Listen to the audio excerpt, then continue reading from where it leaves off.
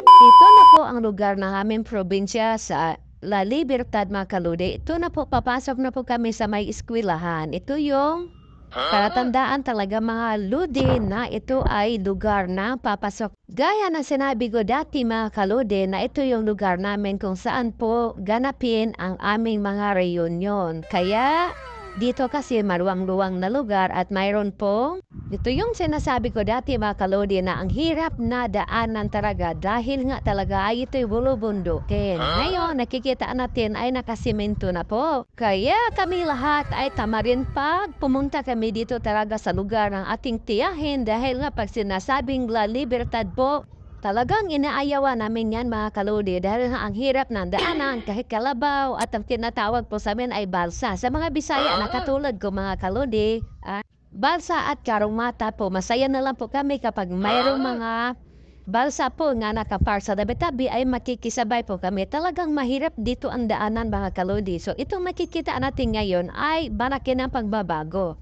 Sa probinsya, mga lodi, banda sa amin sa Libertad, mga kalodi, makikita talaga natin ang mga niyog ay matataas at makikita po natin sa tabi-tabi ang ganda talaga ng tanawin. Shout out po sa lahat sa taga Libertad, Luzon, Visayas at Mindanao. Ito po yung video po na pinapakita ko sa inyo. Ay marami pa po itong papalabas ko. Kaso lang po, inuunti-unti ko lang. Nakikita po natin talaga. Kaliwat kanan po, mga kalodi, napakaganda talaga ang tanawin. Yan mga lodi na daan na yan, paakyat na po kami dyan. At nakikita po natin maraming punong saging.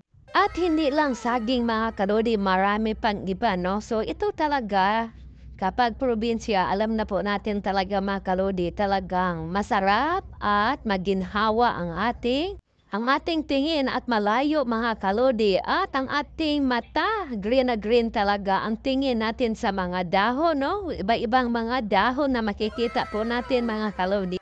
At balik-balikan po natin ang usapan natin kanina, mga kalodi. Dito kasi, kapag niyaya kami ng aming mga pinsan na papuntahin po kami sa Libertad, ay mula sa highway, mga kalodi, papunta sa kanilang bahay ay 5 oras po ang aming nilalakad. Dahil malaki ng pagbabago ngayon sa Libertad, mga kalodi, ngayon may mga sasakyan na po ang aking mga pinsan ay sandali na lang po nilang patakbuhin ang kanilang mga sasakyan. Kahit po ang aming mga pinsan na nanggagaling po sa Maranding, gustong-gusto nilang pumupunta dito sa La Libertad, mga kalodi, dahil nga sandali lang patakbuhin at tuloy-tuloy na po ang takbo ng sasakyan. Kaya hanggang ngayon, mga kalodi, nakikita po natin nire-repair po ang daan kasi nga dito marami na pong mga tanawin. At dinadayo na po ito, mga lodi, lalo na po sa mga turista. Marami na pumupunta dito kasi nga itong lugar na to ay kakaiba talaga.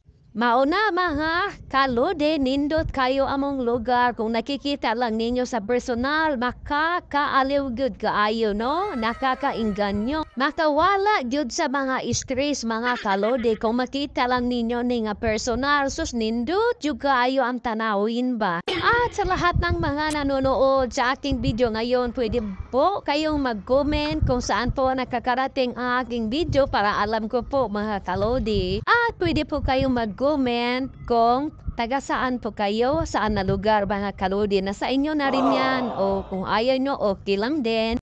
Kaya minsan, mga kalodi, ang buhay ng tao ay parang gulong. Ngayon, nahihirapan ka. Balang araw, ikaw ay umangat na naman dahil sa pagsisikap, dahil alam natin darating ang panahon na makakaraos din po tayo. Kaya tiwala lang sa Diyos dahil walang iba ang magbibigay sa atin ng pagpapala kundi ang ating Panginoon. At sabayan po sa ating kilos, mga kalode. Kaya yung ginagawa natin sa Facebook, darating yung time nito ay pagpapalain po tayong lahat. At hanggang dito na lang, mga kalode. Maraming salamat sa iyong panonood. God bless us all.